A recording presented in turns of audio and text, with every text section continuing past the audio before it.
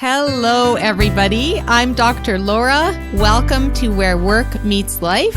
We're here for another episode with Dr. Alan Patterson. I'm so excited to discuss how you will measure your life, the true meaning of success. So, Alan Patterson wrote this wonderful book, Burn Ladders, Build Bridges. And I was very intrigued, having co-founded Canada Career Counseling. And for the last 13 years, our team has been working with thousands of Canadians on career pivots and finding meaning in their careers. And along came this new book on the market by someone with many years of experience working with organizations such as the U.S. Navy, for example, and Major League Baseball, et cetera, and working with leaders and companies, and then deciding to write a book about the true meaning and purpose around career. So in this episode, we're going to talk about broadly life and what success means in life, and talking to this wonderful, wise person, Dr. Alan Patterson. Welcome back to the show. Thank you, Dr. Laura. It's great to be back. Excellent. So the world obviously is full of challenge these days. I would argue that it's always been, but these days in particular, there's a lot of challenge and uncertainty, whether it's the pandemic, economic uncertainty, the war or wars, polarization in people's views, whether it's Republican, Democrat, whether it's right-wing, left-wing governments, whether it's vaccines or no vaccines. So it's a really trying time for people in so many ways. How do you think it's impacting people when it comes to finding meaning in their work and life? Well, at first I thought that somebody had hit the pause button. But now I believe that somebody hit the stop button. I think that's what's happening. I think what I've seen is the greatest impact is that people have been originally were caught off guard, and were then the level of suffering has come through this sense of isolation and the dramatic changes that have grown out of that. So I think that what people are doing is really just the idea that they're taking a break, an emotional break. I know you're interested in this too. It's like, how can somebody leave their job without having another job? That would have been a cardinal sin, if I might say it that way, years ago. It's like, no, don't do that. Don't give up your job till you find another job. And it's like, I can't take this.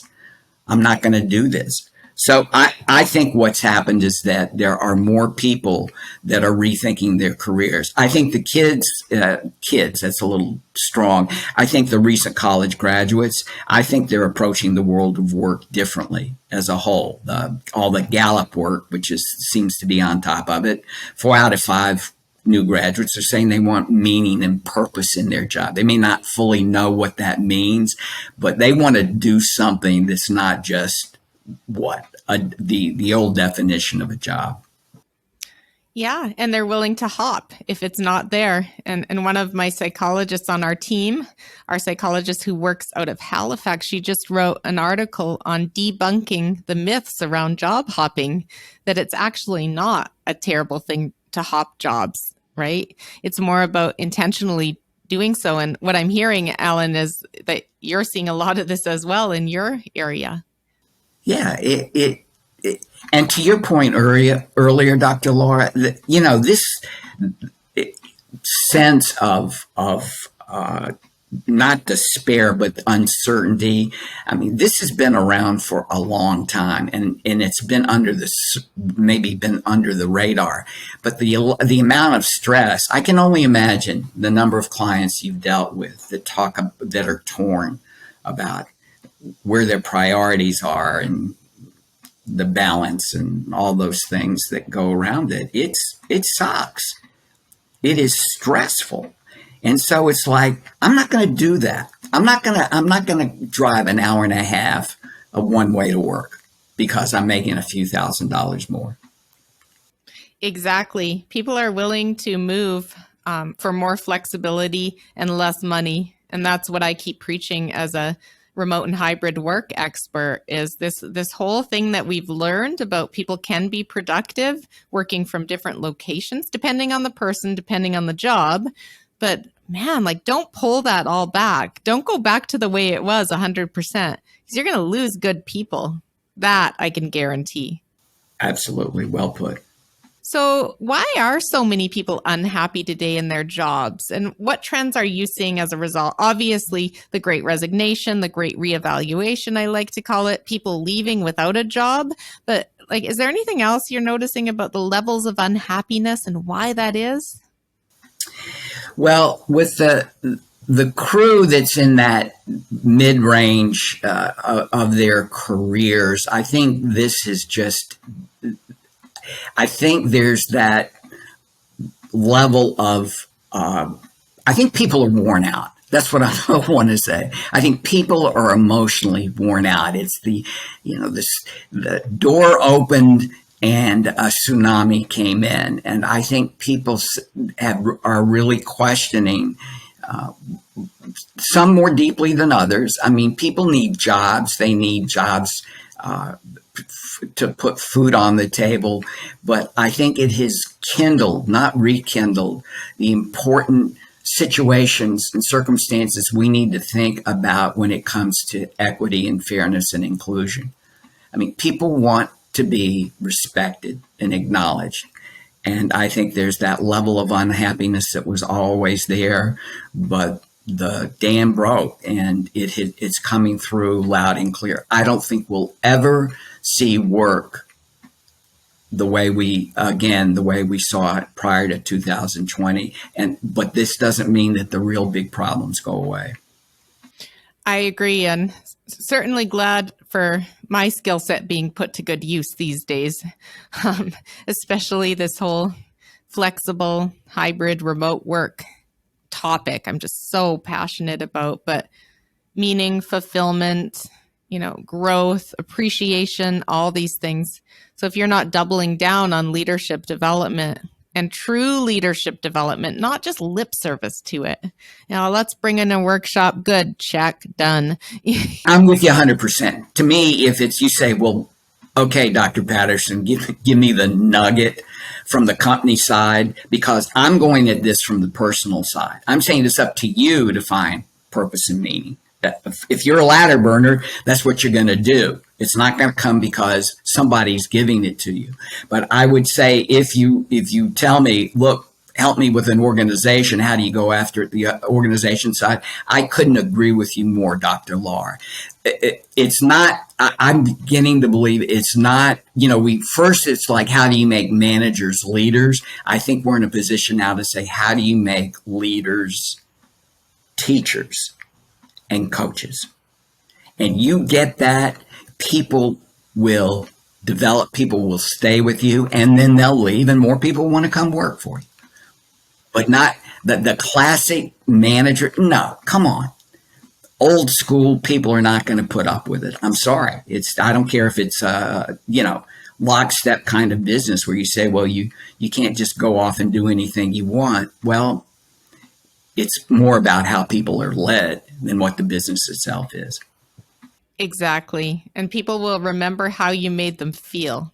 Oh, where did you learn that? I mean, how long ago did you make that realization? Yesterday?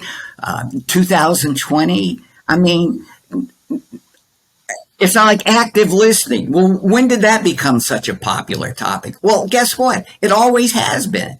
People have always wanted to be respected and noticed.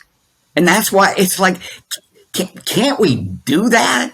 I don't think that's that hard. Thanking people? No, I don't thank people because it's their job. Well, you're stupid. You're missing the opportunity. Thank you, Dr. Laura. Thank you, Steve. This is a kick. I am dead serious. The people that this is the thinking that has to be engineered out because people are not tolerating. I'm not saying this is giving in and we're going, all the way to the dark side on just caring about making sure people get what they want. People are smarter than that. They know that that's not going to be the case. But to feel like there's a sense of fulfillment, somebody asked me yesterday, well, what does that feel like? I said, think of the most fun you ever had at work. And they described something. I said, that's it. That's what we're talking about. It's not something dramatic. It's just that, damn, that was good. Exactly. So you talk about building relationships, obviously, a fair bit in your book, and you specifically mentioned givers versus takers. And that stood out to me because I've known plenty of both. And I'd like to know a little bit more about how you define these and what our listeners should know about givers versus takers in their lives. Well, I'd love to claim credit for it. I can't. This is Adam Grant, tried and true. This is not only his book, but his philosophy, and it just crystallized for me. I've always felt on a personal basis in relationships that when you're in a relationship, and I don't mean a romantic relationship, but any relationship with a taker, it sucks you dry. It's emotionally draining. No emotional oxygen whatsoever. And I went back and looked at Grant's book, and it's saying that people at work, in the workforce, about 92% will claim to be takers. What that means is it's an ego-based, I'm trying to get as much as I can for myself and achieve. Whereas givers are people that put other people in the center of their universe, not themselves. And it's like, oh, we're talking about doing social work or going to work for some nonprofit. No. Oh, yes, but it's bigger than that. So it's no. I'm talking about people that truly believe that they want to and can help other people succeed. They're givers. And you know what? They're not pushovers. I wrote about one in my book, and this particular person, who I know very well, is president of her company. She's in business with her father. And not that that means anything. She's clearly out there on her own, and she's just smiling and getting it done and kicking butt when she has to. And it's like, that's a giver. And it shows. The business has benefited from that. Wonderful. Yes. And my episodes with Cy Wakeman, which is really, if you haven't listened to them, they're really powerful, I'd say impactful for sure. And one of her topics is overgiving in her book called Life's Messy, Live Happy, and how we can overgive as well, which can be a form of control and a form of burning us out, etc. So what would you say about being a giver versus an overgiver? Well, an overgiver is putting other people so far ahead of them that this is down the road to not good enough, just a different version. And it's all that, if this becomes so self-sacrificial, then where are you in that situation? Where are you? What is, psychologically speaking, what's the gain for you in something like that? And Grant makes he researches the heck out of all that he talks about. He says givers are at the bottom of that scale in terms of who rises to, who rises up that chain of value, if you will. They're at the bottom and they're at the top. And the difference is the ones at the bottom are the ones that are the overgivers, whereas the ones at the top are givers with an understanding of how they help others succeed. Wonderful. And Adam Grant is one of my favorites, being an organizational psychologist like I am, being a thought leader. He's one of my idols for sure. And one day, maybe he'll be on my podcast. I'm putting it out there, Adam. Adam, come on, let's do it, buddy. Well, we're probably only 1 degree of separation being in our field. There's not a whole lot of IO psychologists. It's not like a dentist where there's, so many. Our field is a little more niche. Okay, that's your challenge. Right, Adam? Okay. That's my challenge. I'm up for it. So in the end of your book, Dr. Allen, you write a creative commencement address where so my question is, what do you wish students would learn early on before they embark into the world of work? Well, that is a great question. And to me, it's understanding that moving forward, so much emphasis has been put on achieving, getting the right answers, achieving results. And as much of a cliche as it may sound, it really is going to be around the people aspect of what you're doing and who you're doing it with and the relationships that you build. And the commencement address was to my kindergarten class, not literally. I mean, that kindergarten is closed, but I walked away from writing that saying, you know what, maybe the best days of your life were on the playground. And I think the curiosity, imagination, making sure everybody's okay, having fun, we're missing those things. And what I'm telling people is as they move forward in their careers, I'm hopeful that those are the criteria that they're basing their success on, not just climbing the ladder. So it's not just achievement. It's about the relationships you can build. Yeah, and it's about having fun. And I like how you said that not every day will be fun. Not every hour will be fun. There's difficult parts to any job and any career, right?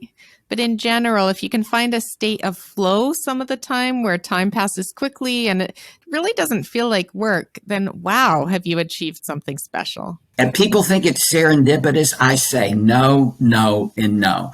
It's not. It's because this is what you're seeking and you're with people that want the same thing. Oh, isn't it ironic that we're 1 degree of separation from somebody? No, it's not ironic at all.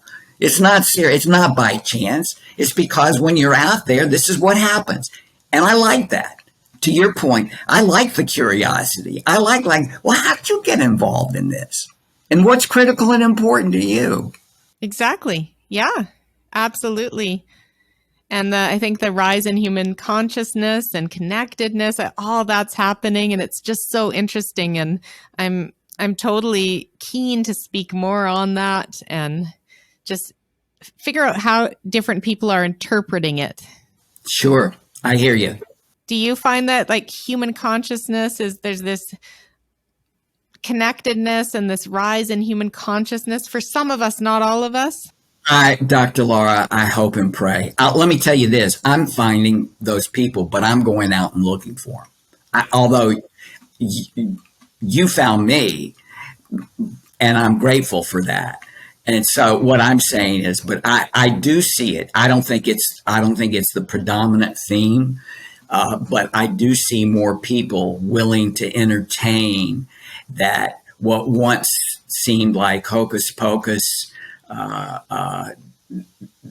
West in the U.S. West Coast laid back psychology. It's like, I don't know. Let me ask you this.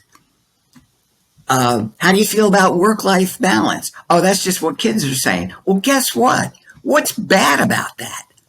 What's bad about work-life balance and not killing yourself?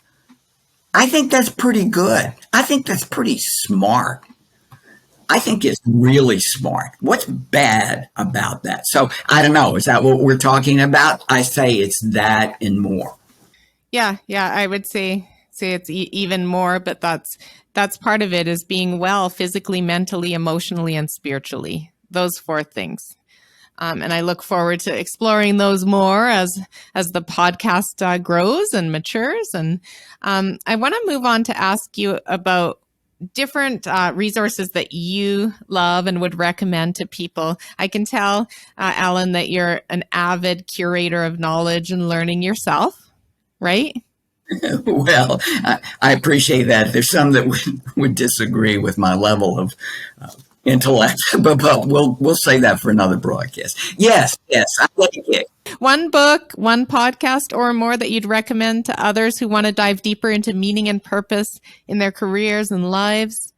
Yeah, I would have several, but I'm going to give you one of each. I think I pulled this out, Hermione Ibarra's book on Act Like a Leader, Think Like a Leader. It's the action comes first. It's not the head stuff. And then it's what is the theory is a great book and really eye-opening.